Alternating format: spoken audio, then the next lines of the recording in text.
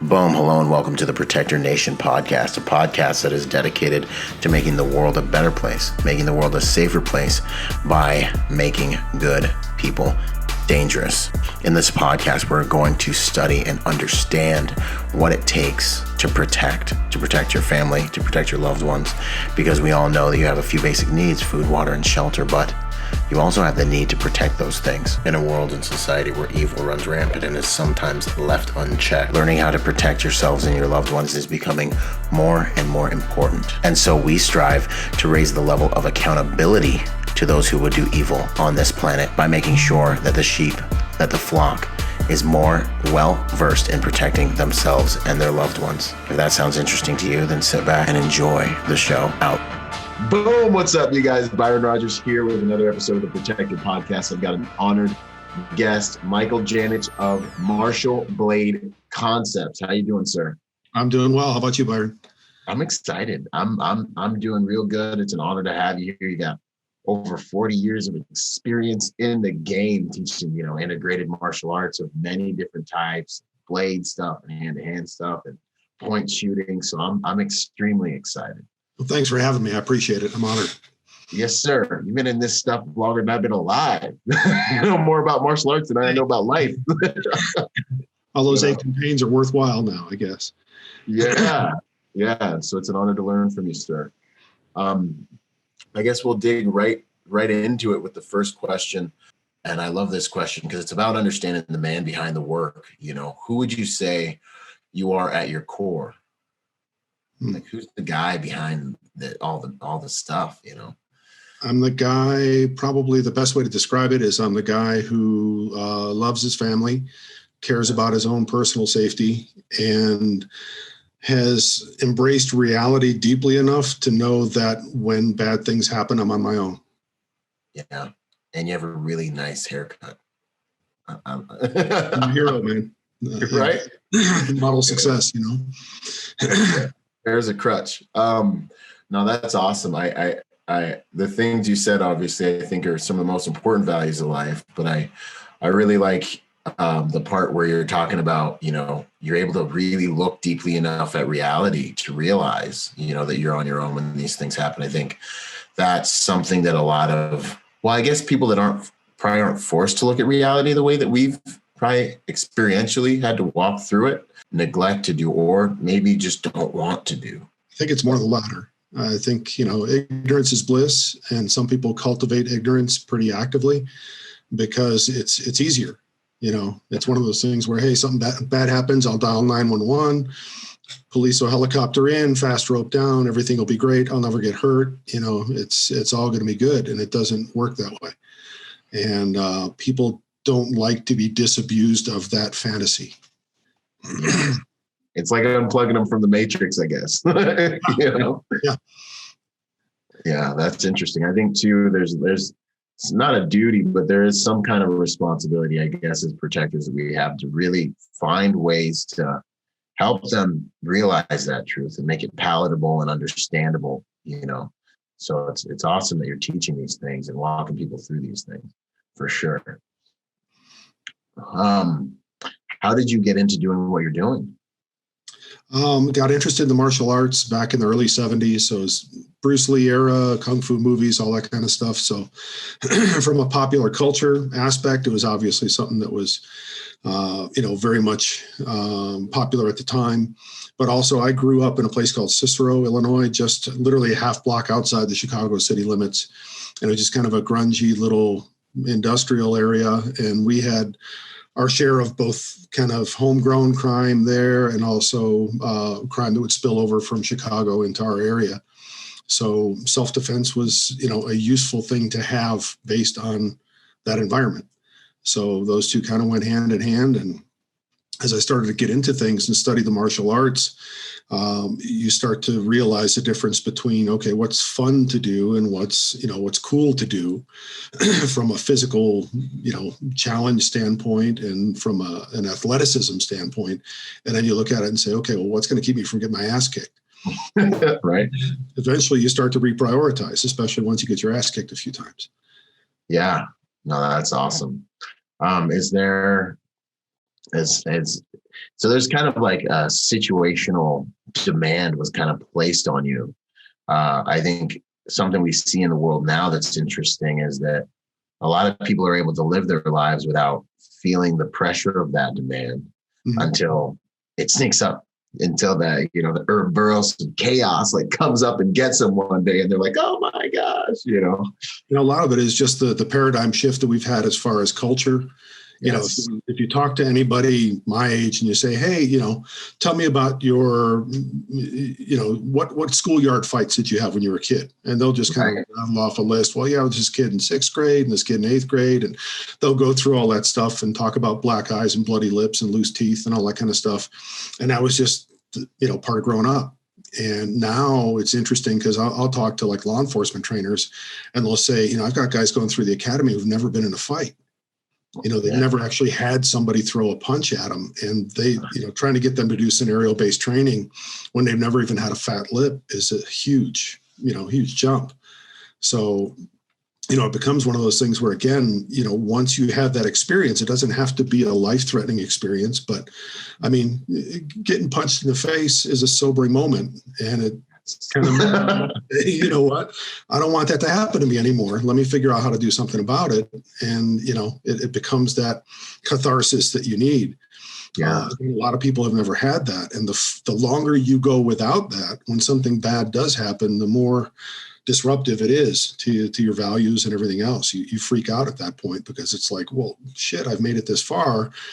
And, this has never happened to me before. Okay, you've been lucky. And sadly, the way that society has evolved, everyone's a special snowflake and all that kind of stuff. And that stuff's not supposed to happen to them. We have a zero tolerance policy. Well, that's right. Ultimately, it's made a lot of people a lot weaker and a lot less in tune with reality. Yeah. So there's like, and I talk a lot about like the privilege of suffering and being honored by your enemies and the quality of the problems you get to solve. So there's like a privilege of getting into a confrontation. There's like a privilege of getting punched in the face. It widens your awareness. And it is a gift. It's not necessarily one you ordered, but it's one that you receive. And then what you do, you got, two ways to look at it. Either you embrace it and you say, I'm going to benefit from this and I'm going to grow from it and I'm going to be better prepared next time. Or you say, okay, this is a one-off thing and I'm going to go back to burying my head in the sand. So it really is a gift and a privilege if you embrace it as such. Yeah. Perspective dictates performance. That's good stuff. Absolutely. What would you say about why you do? You've been in this game for, a long time, as I mentioned. Why is it that you continue and you do what you do? It's probably changed over the years, but there's a number of different reasons, and yeah, it has changed over the years. When I got involved in martial arts and started training in different stuff and getting exposed to different things, I kind of drifted around, and I spent hours and hours learning jumping, spinning kicks, and all this wild stuff and everything. And then you get to a point where you realize, that's an athletic pursuit, which not to say that it's bad, but what do you do with it? Unless, you're going to be in a movie somewhere or something like that, or that is your pursuit to teach other people how to do that. It really doesn't have much direct application. And when you get to the point where you say, you know what, self-defense really is my primary goal, then you need to focus on a skill set that supports that. One of the things also that I found, I've had a lot of really good instructors over the years, and I've also had and worked with a lot of really bad instructors.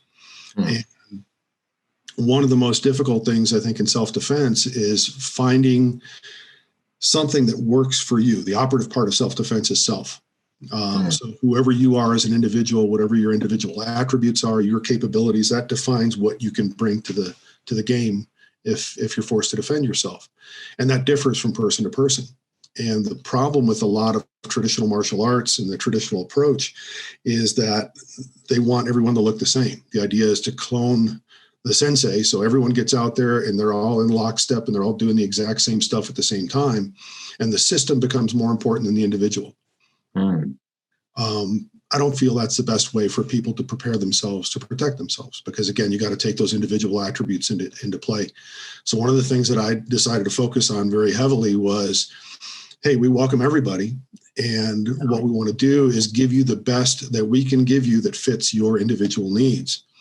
And then, it's like you always hear this term or this phrase, it's another tool for your toolkit.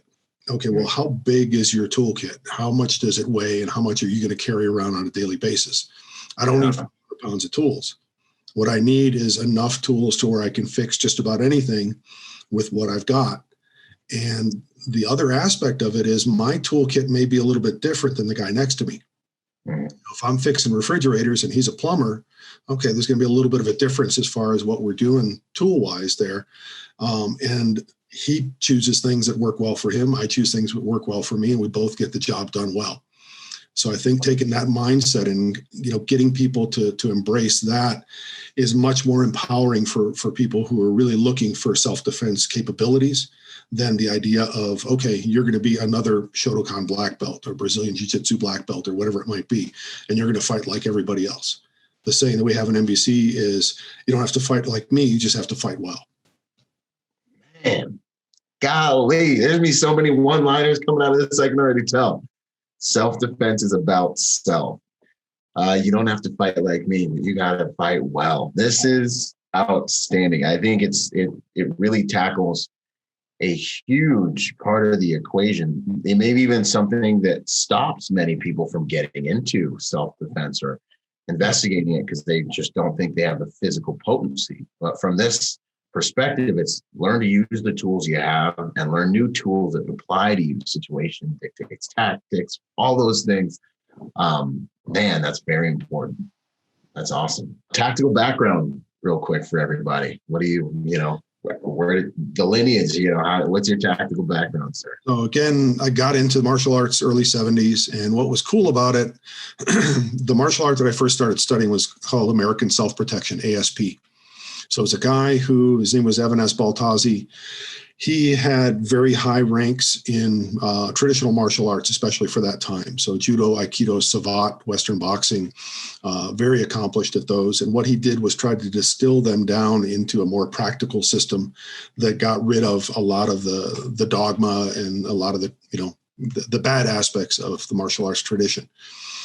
So a lot of people who were attracted to that system, I did it because it was all I could afford. But a lot of the instructors we had were already accomplished in other systems. So we had guys who were black belts in Taekwondo, Kyokushinkai Karate, Jiu-Jitsu, Judo, all this other stuff.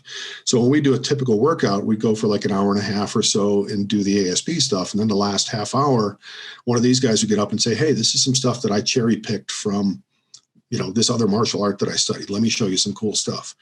So it gave me a really nice, open-minded approach right off the bat. And I learned a lot from that because I learned, to kind of get beyond the system and the limitations of the system. But with that mindset, one of the things that scared me the most was being attacked by somebody with a knife. And mortifying. Oh, yeah. The techniques that we were learning in the system were not very good. We would try to amp things up and make them more realistic, and they invariably fell apart. So I went to the instructor and I said, hey, our counter knife techniques suck. I want something better. And he said, if you want to learn how to defend against a weapon, learn how to use the weapon. And I'm like, okay, cool. Let's learn knife.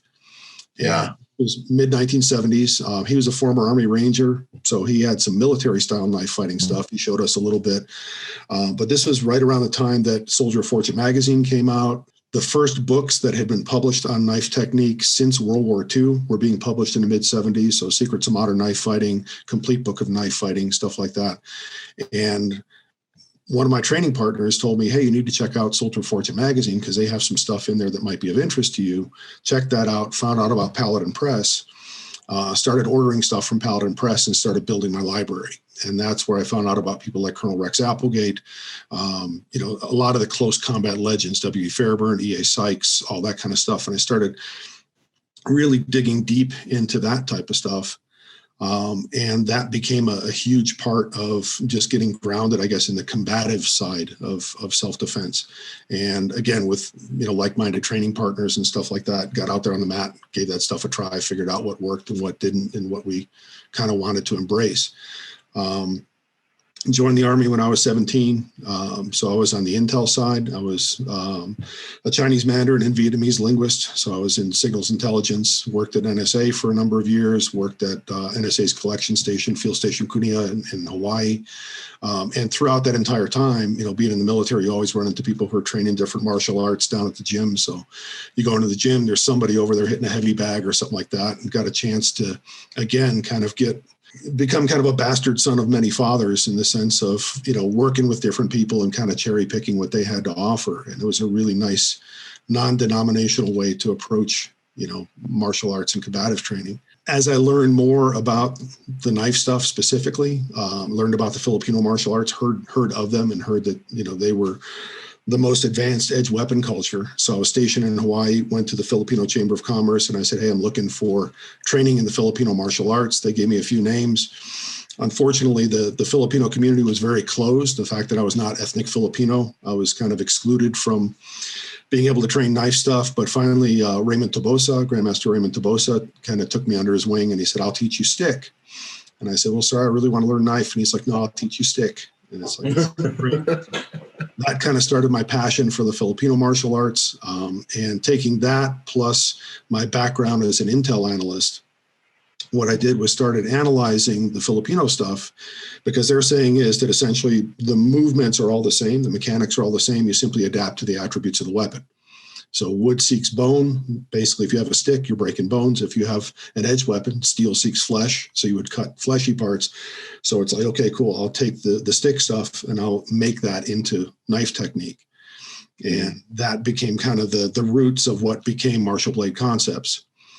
And continued to train when I was stationed in Hawaii the second time, trained in Sarada Eskrima, which is the strongest basis I got in the Filipino martial arts. And then when I left government service, went to work for Paladin Press in 1994. I'd already written a couple of books for them, and they were looking to start in-house video production. And specifically, they wanted me to work with Colonel Rex Applegate. So Colonel Applegate, I'd read his books when I was a kid, taught myself to point shoot with a BB gun from the stuff that I learned from his books. So ended up working with Colonel Applegate, and I was one of really the only person at Paladin who took an active interest in the subject matter. So the Colonel really took me under his wings and became a mentor for me. And during the 10 years that I was with Paladin, I also got kind of a graduate level education in the martial arts, working with people like Kelly McCann, Jim Keating, Kelly Warden, from the shooting side, Jim Cirillo, Louis Auerbach, Gabe Suarez, just some of the best names in the business. Got to work with them on video projects and really crawl inside their heads to figure out how they approach the problem. And that became a huge part of my training as well. Outstanding. So this whole martial arts is about you has really kind of been the premise, because you've taken from all these different arts and just absorb what's useful, disregard what's useless, add what is essentially your own. Bruce Lee, kind of the whole thing over the spectrum over the years. I think one of the things that people fail to realize sometimes is that every martial art was created by somebody. Okay. In a lot of cases, when you study a traditional martial art, you're studying something that is an established tradition. And although you'll look at, the revered masters that, came before you and everything, they're more icons than they are instructors. One of again, you like the one-liners, but one of the sayings that I have when I teach is the greatest qualification that many martial arts teachers have is that they're dead and they don't have to answer questions anymore. Right. They got off the hook. Right. Exactly. So basically it's like, hey, do it my way, especially in the traditional martial arts. It's like, this is the form. This is what we do. And it's like, well, why do we do this way? Oh, you're a bad student. Shut up. Do what I say. And you have this disciplinarian type of thing that overrides actual learning because you can't ask a fair question. Wow. No, that's good stuff. For those who don't know about Colonel Rex Applegate, what would you say about him? Just so they get some idea. So Colonel Applegate, if you don't know about him, then you owe it to yourself. If you're serious about military history, combative history, and everything else, basically Colonel Applegate, his great grandfather was one of the trailblazers on the Oregon Trail. So his lineage as an American patriot goes back generations. Colonel Applegate grew up in Oregon. Basically before World War II, he was going to college. on the ROTC program, was getting ready to get out and get his commission in the military right around the time that our involvement in World War II started. Colonel Applegate was a big dude. He went into the MPs, and around that time, we decided, the U.S. decided it was time to get into the war and also to get into the intelligence side of things. So Wild Bill Donovan was basically tasked to set up what started off as the COI, Coordinator of Information, later became the OSS, Office of Strategic Services. And what he wanted was essentially to set up spies and a spy network and spy training in the same vein as the SOE, Special Operations Executive, the British counterpart, which had been going for a number of years already in World War II. So Colonel Applegate was specifically chosen and recruited by Donovan to be the close combat trainer for the OSS. So he basically brought him to Washington, handed him a suitcase with $50,000 in it, and said, learn everything there is to know about close combat and teach our guys to do it. So he became the close combat trainer, went over to the UK, cross-trained with W.E. Fairburn and E.A. Sykes. So they were Shanghai Municipal Police, were kind of the grandfathers of a lot of kind of modern tactics and SWAT tactics and stuff like that. Designers of the Fairburn Sykes Commando Dagger. And they were called back to the UK because they were training the Home Guard and also training all the SOE guys.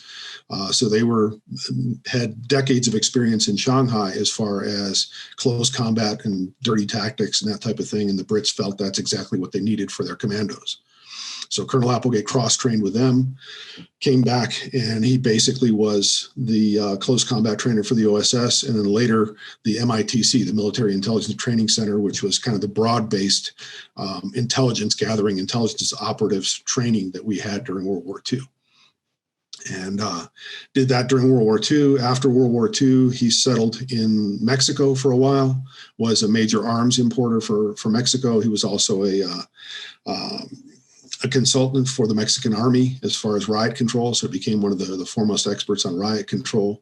And basically what he did was he kind of took his pedigree as a close combat trainer, equipment designer and everything else. And he continued that for another 50 years after World War II, and continued to design knives, continued to point shooting and his doctrine and everything else, and really continued to be an educator and a really strong influence in the tactical community for 50 years after the war. Wow. What a man. Outstanding. And then just real quick, books you've written. I know you've written a few. Would you mind just dropping some titles and some one-liners on real quick? The first book was on blowguns, which was an interest of mine, Blowguns, Breath of Death.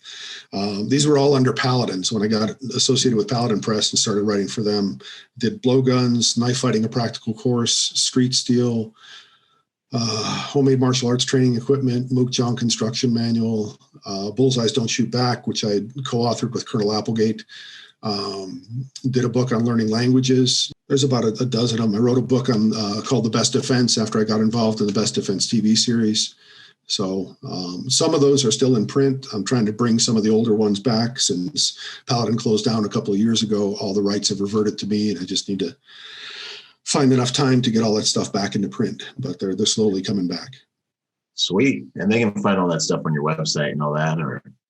Yeah, actually the best place if you want to go shopping for stuff, either martialbladeconcepts.com, which is more information on all aspects of what I do, including my seminar schedule. And then there's also martialbladeconcepts.tv, which is the actual e-commerce site for digital copies of my videos and stuff like that. Nice. We'll have that in the show notes for sure. So for everyone listening, what would you say if someone was just grassroots, like I want to start to learn how, I say we have basic needs, food, water, shelter. We're taught about all that stuff, but the need, I believe, to protect yourself is a basic need. What would you say, where would someone start? What I would say is take a look at where you are right now as far as physical attributes and mindset and everything else, and essentially make the commitment that you want to protect yourself, and then look at what you've got to work with physically, and then try to figure out something that's appropriate. The reason I say that, the way I teach, I kind of consider 4 pillars. So first you have physical attributes. When you're young and strong, good reflexes and everything else, you got a lot to work with, even if you don't have much skill. The second pillar is skill itself. So actual skill in doing specific techniques or tactics or anything like that. Third one is weapons. Fourth one is mindset. It's kind of like when you think of like an equalizer for a stereo, what you're trying to do is kind of tune in all those frequencies so that what you get coming out at the end is, it sounds good. Okay. As far as I'm concerned, what you're doing is you're tuning all those frequencies. So what you get coming out at the end is decisive violence, meaning that you can bring violence to an attacker, do whatever is necessary to make that person stop. So what you're looking at is, okay, if I've got these things to play with, when you're young, again, you don't necessarily need a weapon. You're young, so you've got a bad attitude already. So your mindset is already, you got the confidence you need. You may not have skill, but you got great physical attributes. Boom, you've already got the output you need. As we get older, if we get injured, or if you have any kind of a physical limitation due to, again, injury or illness or whatever else it might be, your physical attributes may diminish. But if you train regularly, your skills go up. So again, you get that good output and you're good to go. If you get to a point eventually in life where it's like, you know what, doing stuff unarmed, I'm either too old or too frail or too injured or whatever else it might be, dealing with something unarmed may not be the best option. So now what you have to do is introduce those weapons. And again, ideally, the training has been ongoing to learn how to use those weapons as you go. But you now have a lower threshold of response as far as dealing with a threat to where introducing a weapon makes more sense. So looking at things that way, there's a lot of misconceptions about martial arts and self-defense. You know, if you're a small framed female, you know, you weigh 100 pounds and you've got limited physical attributes to work with, you may be very determined and have a great mindset. You may be fit, but the amount of force that you can actually bring into play, even if you had high skill, is going to be limited. So, you know, a woman like that is going to have to bring a weapon into play sooner to be able to have that equalizer and get the output she needs. You know, same thing if, you know, you're 50 pounds overweight and you don't have the cardio and all this other kind of stuff. The idea that you're going to join a class and say, well, I'm going to get fit and then I'll eventually be able to learn how to defend myself. What if you get attacked between now and then? It doesn't do you any good. So again, accepting that reality and saying, okay, right now, maybe the best thing to do while I'm learning how to hit people with my hands, I'm going to carry pepper spray. And I've got a less lethal alternative. Somebody, you know, if I get in a situation where I need it, I'll paint them orange and then get away until I get to the point where I've got the empty hand skills to be able to solve the problem in a different way. Wow, that's awesome. I was gonna throw that female question at you, and you just handled it. You know, because it's something I get asked quite a bit, and the way you explained it is extremely, it's on point. That's perfect, because that physical potency issue is something that you have to look at accurately if you really want to be able to get the desirable result. Again, people talk about reality-based self-defense all the time. Well, reality-based self-defense starts with reality. So, you know, it's like, you know, if I'm running a class, I'm telling people, hey, work with different partners in the class. It's like, well, I came with my buddy and everything. It's like, no, this is important, because what I want you to do is to work with a guy who's bigger, work with somebody who's smaller, work with, you know, everybody you've got, so that you can try your techniques on people of different sizes and strength levels. And what that does then is it gives you, you know, again, people talk about awareness all the time. Part of the awareness that we need to cultivate is, where do I stand as far as sizing myself up with the rest of society? So if you are of smaller stature, then that's your reality. You know, you can't ignore that. So you can get stronger, but you can't get any bigger. Your arms aren't going to get any longer. You know, nothing is going to change as far as that goes. And you're going to hit a point where you're kind of maxed out as far as whatever you bring with regard to physicality. Okay, great. You know, so if, again, we look at what output do I need as far as effective violence, if you can't hit that threshold, you need to start supplementing with weapons and other stuff. And it also, when it comes to justifying that in self-defense, you say, why did you use pepper spray against this guy? And it's like, you know what? I've been training for years. I'm a smaller guy, you know, or I've got, you know, a physical limitation. I had a knee replacement. Torn meniscus, whatever it might be. I've got something, I couldn't run away, and therefore my physical attributes diminished my capability, and I needed to make up for it in some other way. Right. And that experience and that information comes through training. That's awesome. Understanding where you're at on this kind of the spectrum of that physical potency helps you intelligently understand what tools to implement and when. So like this whole kind of going out and buying a gun culture is like, okay, but understand all your force options, how and when to use them. I always tell people, they're like, well, what gun should I buy? I'm like, I think the bigger question is what training you're going to invest in, Yep. Or what gun are you actually going to carry? Yeah, absolutely. Yeah, that's the first question.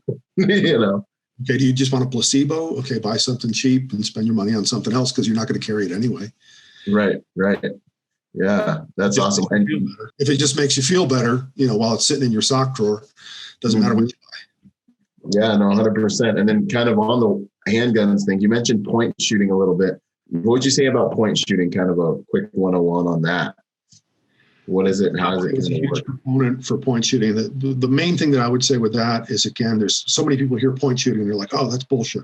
It's hip shooting, it's spray and pray. There's this immediate jump to judgment. Mm-hmm. What it comes down to, I'm a big believer in precision of terminology. Okay, so when you give people poor words to work with, they have poor ideas. So point shooting, when you think of it, it's like, can you point at something? Sure, no problem. Boom, I just pointed. Okay, what is that? It's your body's way of orienting something kinesthetically. Okay, so it's kinesthetic alignment. Great. Wow. Can we agree on that? Sure. Okay. So if I point all the time. So if I put a handgun in my hand and I kept my index finger straight along the frame of the handgun and I pointed with my index finger, am I pointing the gun accurately? Yeah. Okay. Cool. I would argue that all shooting kind of starts with that process. So regardless of what shooting discipline you aspire to, what stance you use and all that kind of stuff, the first thing you do is kinesthetically orient the gun with the target.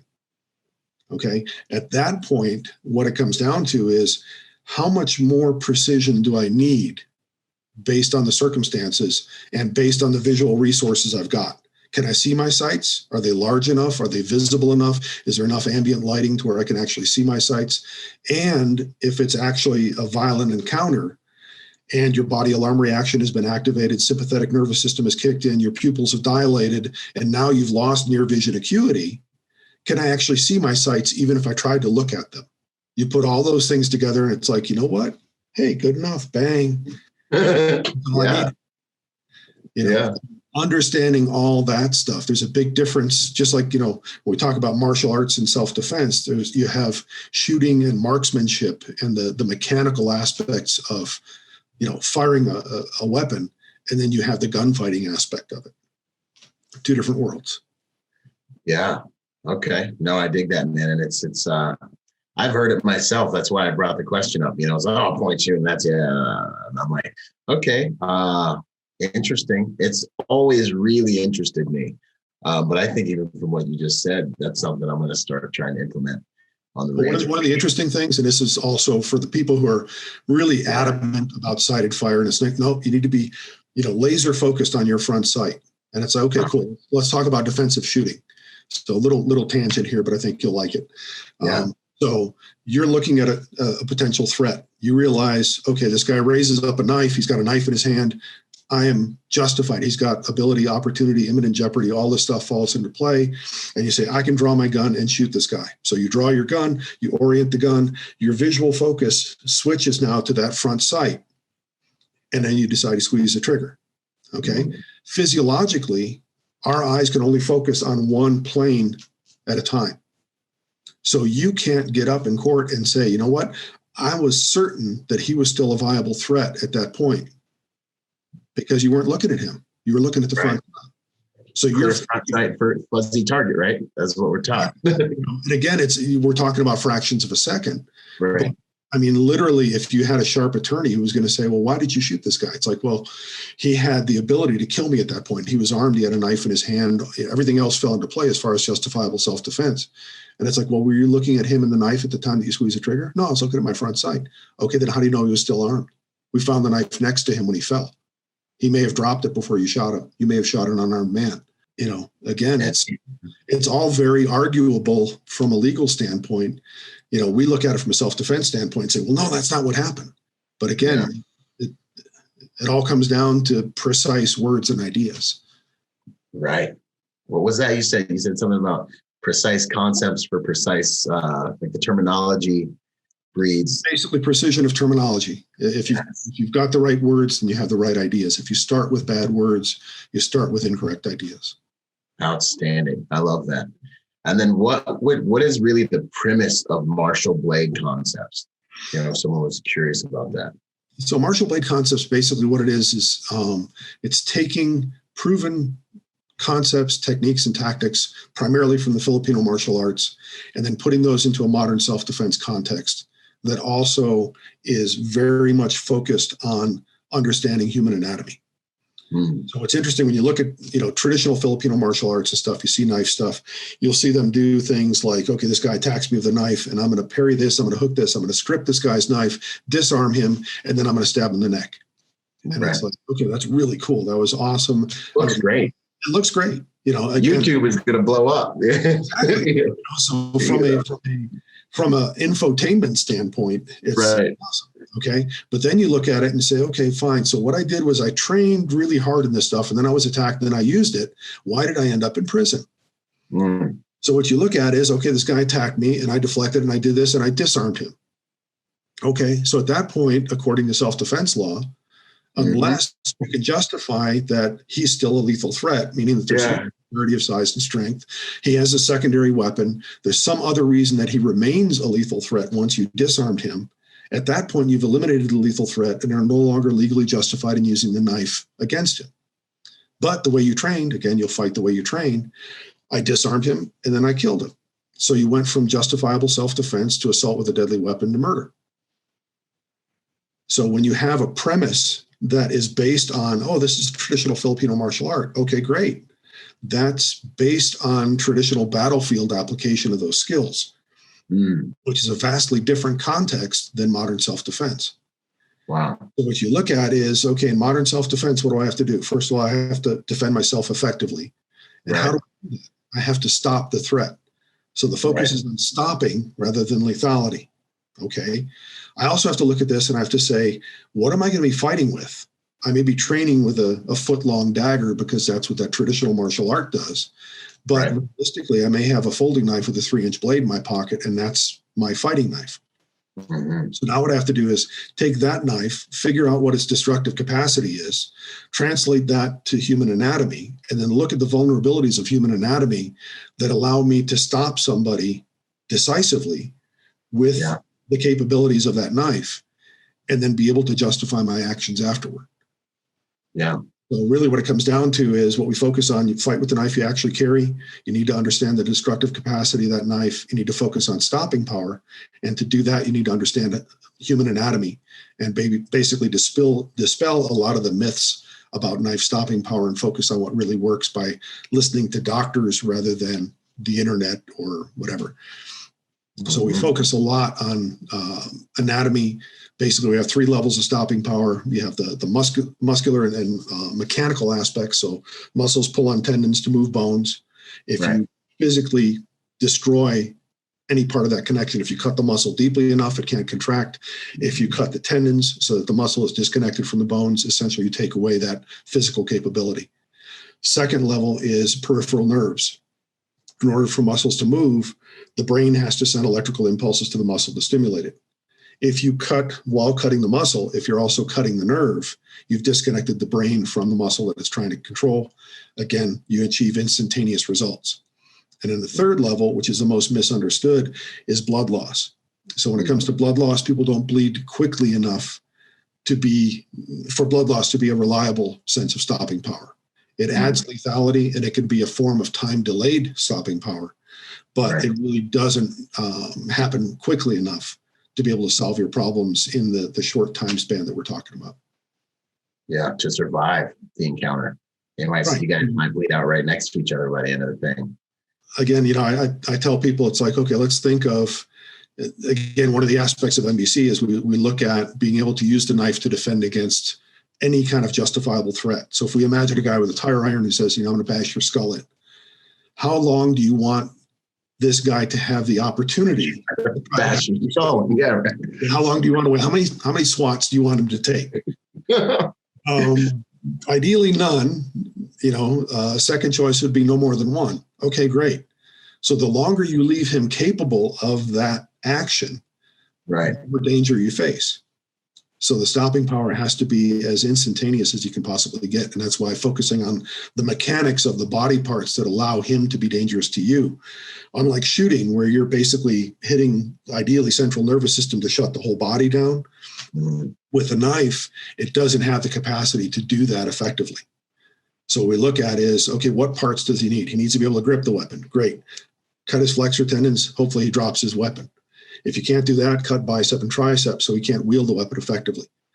Next target is the quadricep right above the knee. If he can't stand up and he can't achieve mobility with a contact distance weapon, you can create distance and create safety quicker and more efficiently than trying to kill his entire body to make his arm stop. Wow. Outstanding. Wow. Yeah. Good stuff. Very well thought out. That's interesting. I've been doing a lot more blade work, a lot more training with blades. We're having some blade experts at this upcoming Protection Symposium. And I haven't heard it explained like that. A lot of what I've seen and heard is really focused on the pumpers and, like the blood, that blood loss and things like that. But going for that, it reminds me of the Marine Corps when we're hunting tanks with my MOS, being a 51, it's like going for that mobility kill is also an extremely viable option. The catastrophic kill might come with the human body, but that mobility kill is pretty great. And it's probably cleaner in court. The other things, again, when you look at the MBC and how it differs from a lot of other systems, there's a lot of stuff out there now that is very thrust focused. And there's also this misconception that, okay, if somebody uses a particular technique in prison, then obviously it's effective. Well, no. The people will argue that, prison style knife fighting, that's where it's the pinnacle of functionality. What they forget is it's all improvised weapons. So when you have something that really doesn't have an effective cutting edge, your tactics are based around the point. They have to be. Okay, so if all you got is a sharpened screwdriver or a toothbrush or whatever else it might be, that's all you got to work with, and that's basically going to dictate your technique. Well, what it also comes down to is I've been an expert consultant on a number of legal cases where knives were used in self-defense. Interesting. Claimed to have been used in self-defense. So what's interesting is I have people approach me and say, I was attacked, I used a knife, defended myself, but now I'm being accused of a crime and I need your help in my defense. So it's like, okay, let's take a look at this stuff. So you start looking through coroner's reports and stuff like that. You start looking through police reports. And when you take into consideration that the vast majority of knife use out there, more than 99% of knife use is going to be felonious. It's going to be a bad guy doing something illegal, in many cases to an unarmed person with a knife.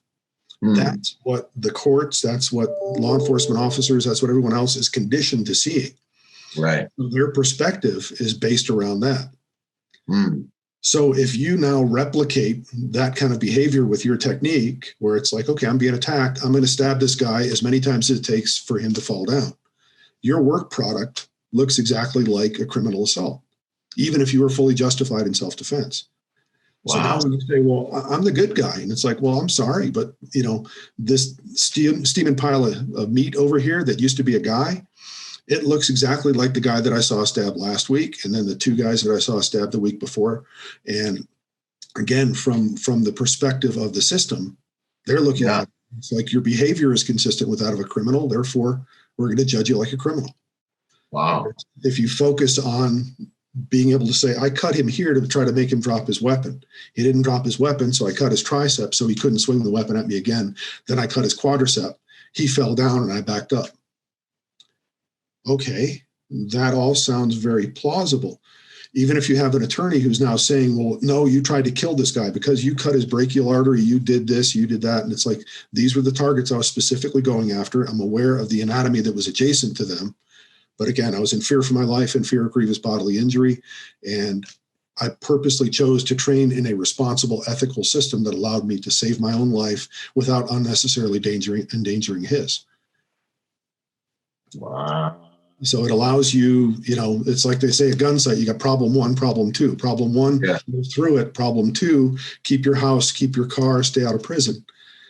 Yeah. And that in modern self-defense is a huge consideration. And if you don't take that into consideration, whatever training you do, again, as cool as it may be and as much fun as it may be, if it paints you into a really dark corner when it comes to the legalities of your actions, you need to think again.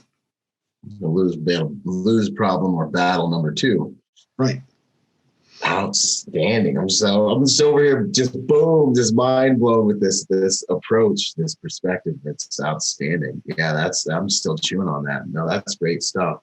I know one of the things you mentioned was there's just a lot of stabby kind of murdery content out there. It also becomes one of those things where, you'd asked before, if somebody's looking for self-defense, what should they look at? We all live in social media. We've got all these things out there, and everything becomes a matter of public record. Okay. So when you have, one of the things I've tried very hard to do with NBC is to actively cultivate and maintain the impression that we're the good guys, because that's what we're about. So when you have something that it's like, hey, here's this system that they're kind of cultish, as far as, they're talking about tribal this and tribal that and everything. And they all wear, skulls and flames and all this wild stuff and everything. And they've got kind of a sketchy look to them and everything. And it's like, I keep seeing these videos of this guy talking about, doing these techniques, and he's demonstrating everything on somebody who's not, either a training partner without a weapon or a bob, where it's like, when I attack, I do this. When I attack, I do this. And what you've got now is essentially, if you put that, they always say you're going to be judged by a jury of your peers. That's not the case. For you and me, that means walking into court, everyone's wearing an NRA hat, reading SWAT magazine or whatever it might be. And it's he's innocent. He's good to go. That's our peers. Yeah. Really. Okay. Instead, you get some little old lady in there who's a nice lady, but she thinks fighting is bad. So you got to convince her that, you know what, ma'am, I was in fear for my life and I had no choice. I had to do what I did. And I'm a good guy. I did things as responsibly and ethically and as morally as I possibly could, while still ensuring that I could live through it. You should start showing her some videos of, well, wait a minute, here's this guy, he looks kind of sketchy, and all he does is stab, stab, stab, stab, stab. It looks like he's the murderer. You don't want that kind of guilt by association. Yeah. So, and whatever you choose, you need to take a look at what the public image is of that system and everything that goes along with it. Do you really want somebody showing that when you're in court trying to defend your actions, and you say, well, wait a minute, I'm a good guy. And it's like, okay, then why do you associate with this type of behavior? Right. Wow. Those are some great points, because perception becomes reality. Always. Perception becomes reality, and it's not always your perception, depending on the context of your situation. Wow, that's awesome. So then, what would you say about lawful, really effective blade selection and the types of blades that civilians should look at to carry, EDC considerations and things like that? I get that question a lot. People say, what's the best knife for self-defense? And I'm saying, my first answer is, okay, take a look at all the tactical knives out there. Look at the number of them that actually have matching training knives and start there. It pares it down to about 1% of the overall selection. Because what you need to do is to have a trainer that replicates the mechanical function of your actual knife, because the key is training. If you don't have that, then you're kind of screwed.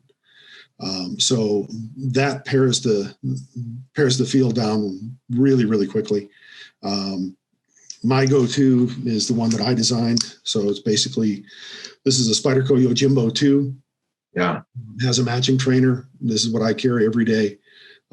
So I'm a big fan of what's called the Warncliffe profile with the straight cutting edge, because it allows you with a short blade to cut with full power all the way to the point.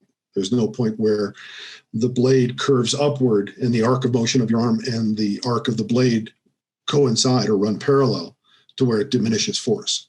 It's basically A box cutter on steroids. Yeah, outstanding.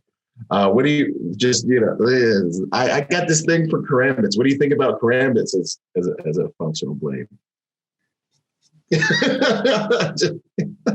How polite do you want me to be? Yeah, no, right. Just send it, man. People are going to love you and hate you for this one. Again, from a martial arts perspective, karambits are cool. They're fun. Yeah. Do you know what the ring was originally for? What is it for? So when you go back historically, the karambit was basically a little sickle that was used for agricultural purposes. So in Southeast Asia, in Indonesia specifically, but also southern Philippines, where the karambit was really in most common use. If you imagine somebody out there harvesting rice, okay, so a sheath knife, they pull their knife out and they're like, okay, I've got to grab this bundle of stuff here. I've got to cut this.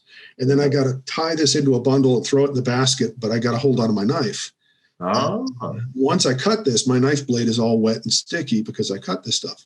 So what they would do is they'd let it dangle from their pinky. They put the pinky through the ring, hold it this way, cut whatever they need to cut, let it dangle, and then they would tie their little bundle, throw it in the thing, swing it back up, do some more. Oh. When they were done, then they'd wipe off the blade and put it back in the sheath, so they didn't have to wipe it off every time. And it was more of a utilitarian type of thing than it was an actual weapon. But they were, poor people. It was an agrarian society, so they learned to also fight with what they had.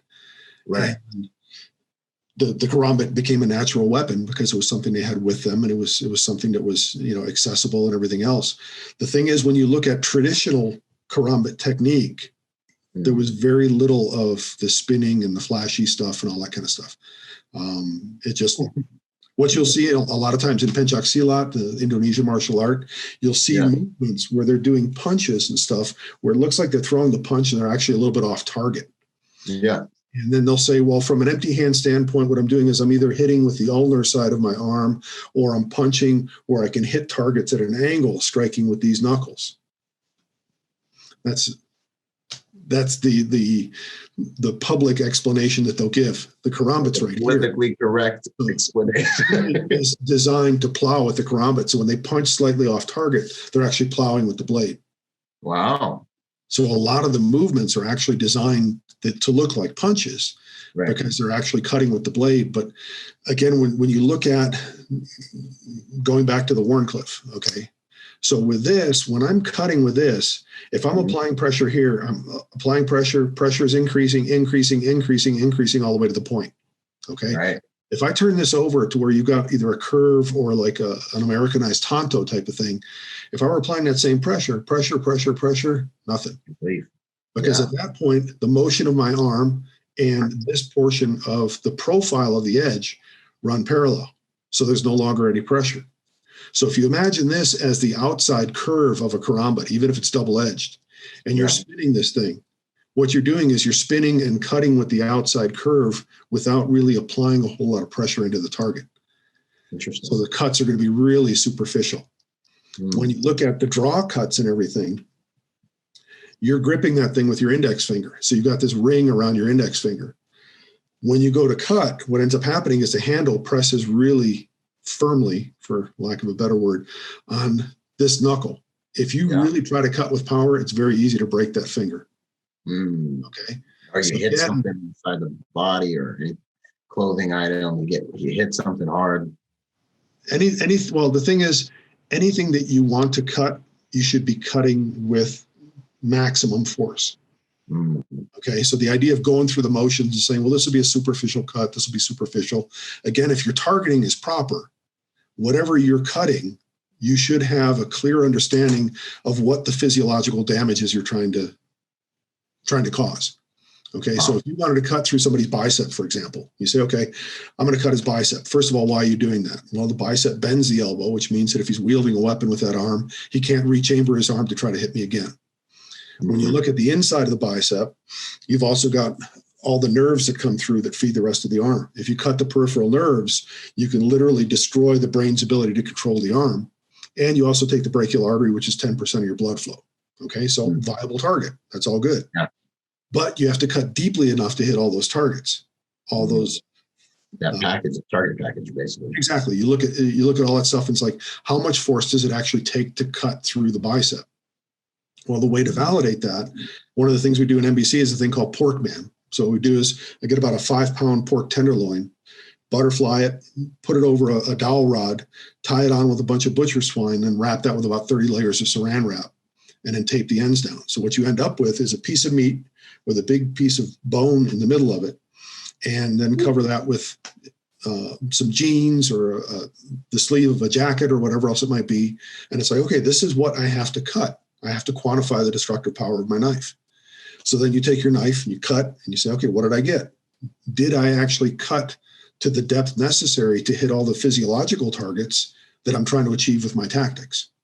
Yeah. Okay. So I've done that thousands of times. That's a big part of evaluating knives. It's a big part of evaluating the destructive capacity of knives when I teach. So that is one of the demos I do in every seminar that I do, to get people to wrap their heads around what you're actually trying to achieve. Wow. What's funny is you'll have people in the back, you say, hey, any questions? It's like, well, I got my knife here. Could you give this a try? I'm like, sure. And then you take a swat and it's like, here's a crease in the denim on the outside, or here's a little tiny cut. And it's like, well, first of all, wrap popping through. I mean, they're all disappointed because it's like, hey, I paid all this money for this knife. And it's like, yeah, sorry, man, I'd rather you find that out now than later. And I've done lots of live blade cutting with karambits, and Karambit Design varies a lot from one to another. Some are better at some things than others. Some aren't very good at anything at all. Especially when you look at folding karambits, the idea of spinning something, to cut on extension, because theoretically what you should be doing is you spin it out, you have a cut on extension with the back edge of the blade. As you pull back, you have the second cut with the concave edge. And then as you bring it back into your hand, you have a third cut with the concave edge. So the theory is 3 cuts for each one of those spins. But the thing is, if you really don't have good edge geometry, if you really don't have sharp edges, or if you have a folder that can't have a sharpened back edge, right, now that initial spin is just, you're burning calories for no reason. You're not accomplishing anything. So it's like, okay, why do I have a folding karambit? What does it really do?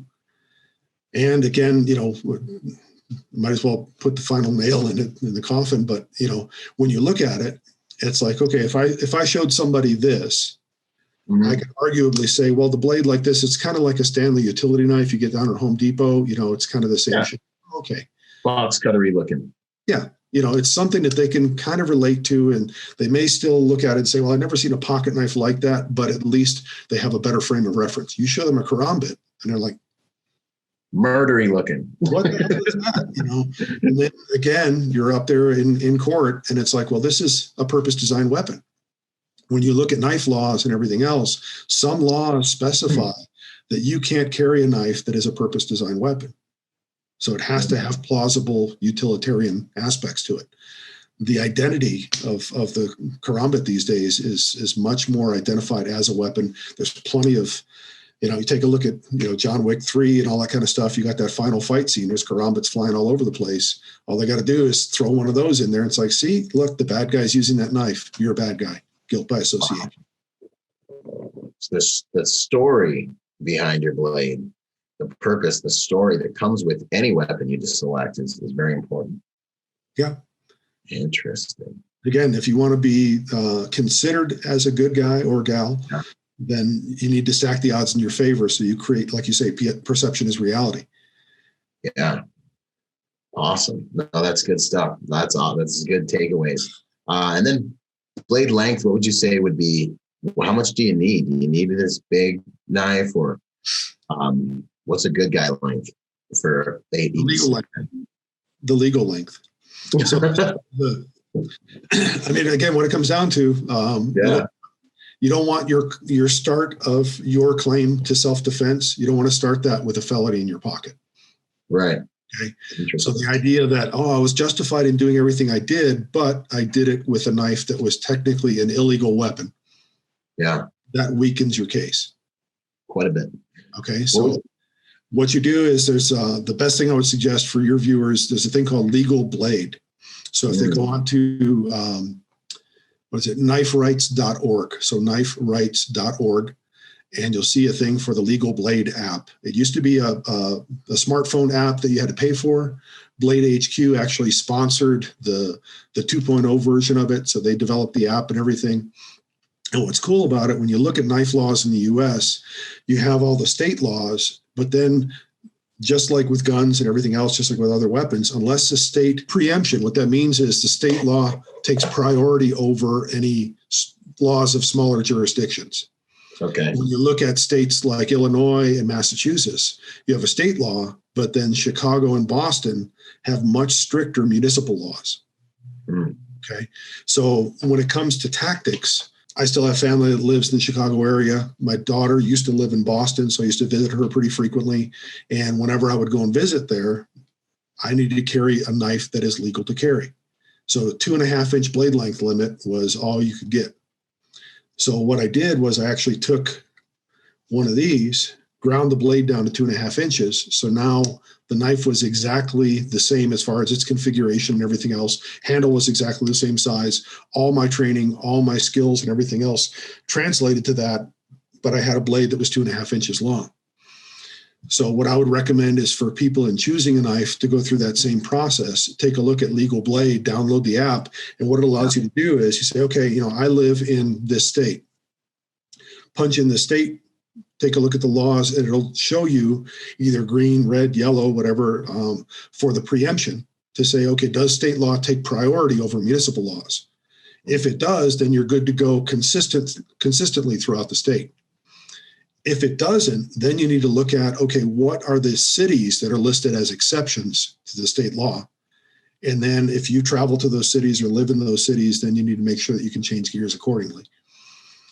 So unfortunately, it's a really complicated thing because the states all have their own laws and everything else. Plus, a lot of it is still open to case law interpretation and everything else. But the bottom line is choose a knife that has a trainer, and then choose one that has a blade length that is legal where you live and where you typically travel. And what that does is it shows that you, as the good guy, showed due diligence in everything you did, and you were doing your very best to abide by the law. I'm a law-abiding citizen. Look, here's proof. Right. Man, wow, that's awesome stuff. We traversed 90% of the questions in that last run. That was great stuff. Small question about if someone's attacked and they do not have a blade, if you're going to say a few things about dealing with an attack like that, what would it be? So that, again, if we rewind back to how I got involved in martial arts in the first place, that was what scared me. So that aspect of things is still something that drives a lot of my training. In addition to MBC, martial blade concepts, one of the things that I'm most known for and also sought out for as far as training is counterblade concepts, empty hand defenses against knives. Yes. So it's been a consistent focus throughout my entire training career, but where it really gelled for obvious reasons was right after September 11th.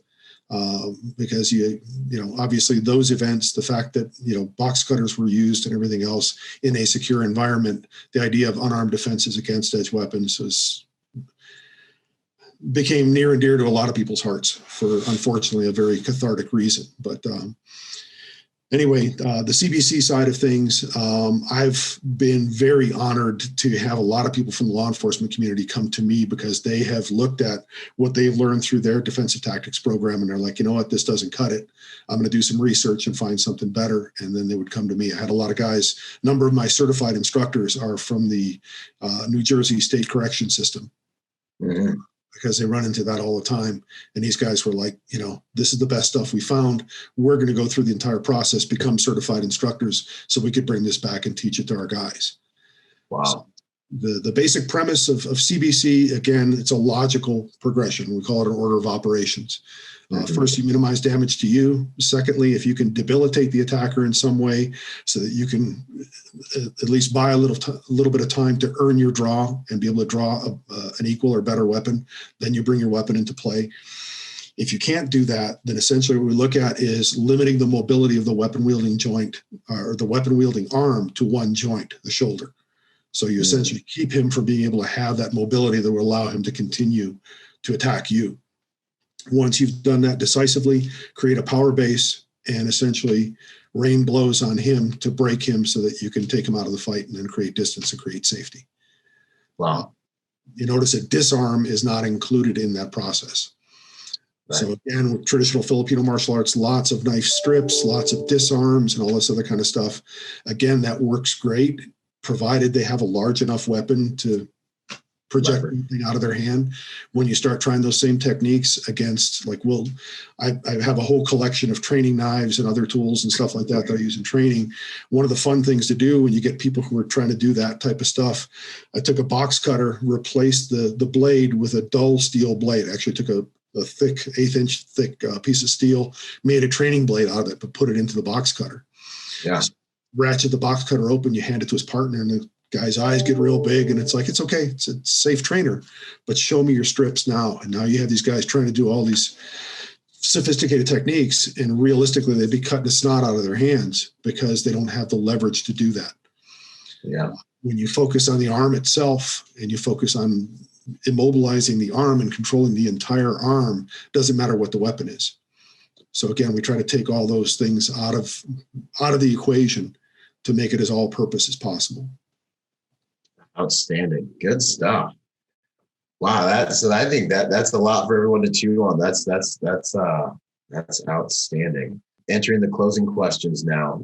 What is your favorite quote or mantra? They always leave everyone's minds when I ask this question, but do you have one, James? Actually, one of probably the best known saying of NBC, we have a lot of NBC isms, is what we call them.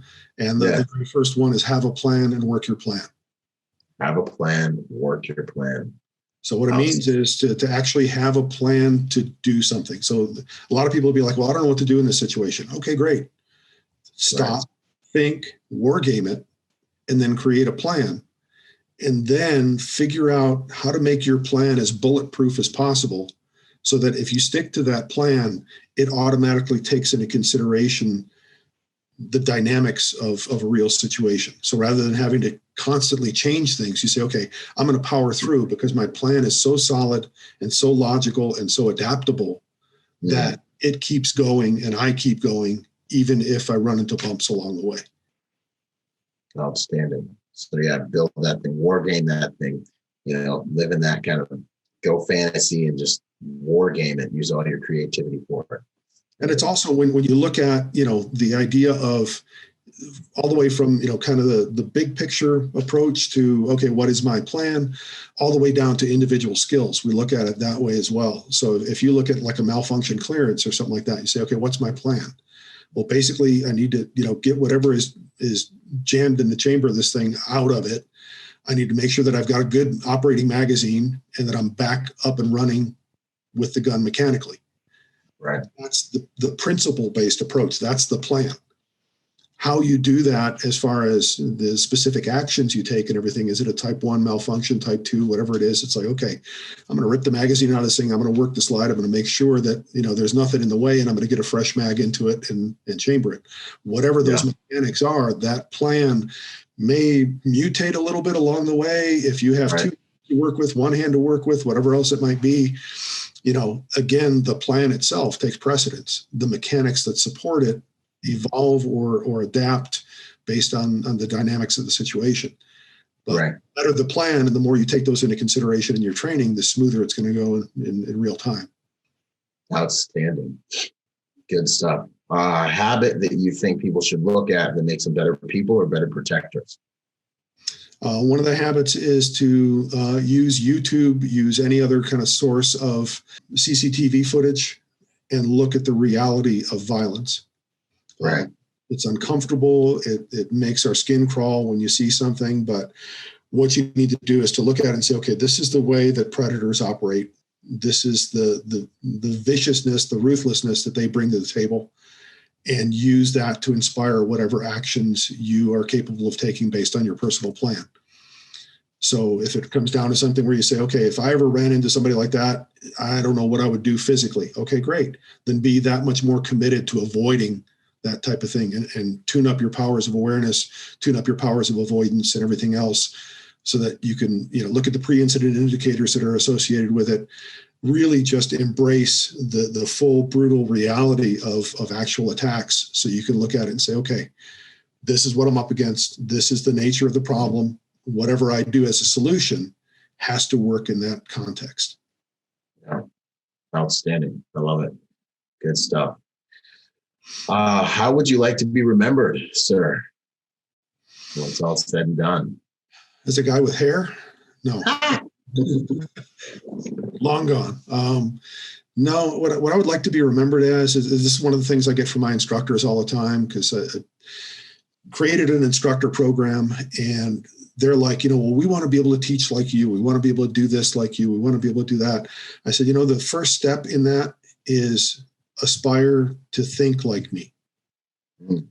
And they're like, well, I don't get it. And I said, it's what it comes down to, just like what we talked about a moment ago with the YouTube thing, is you want to look at the reality of a situation, and then you want to think through it logically and figure out what resources you have to be able to solve the problem or address the problem. Mm-hmm.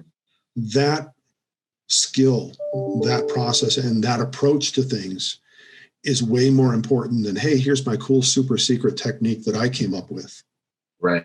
Because you're going to serve a broader audience. You're going to help more people. You're going to empower more people by having them look at who they are as individuals and teaching them to think and assess their own capabilities.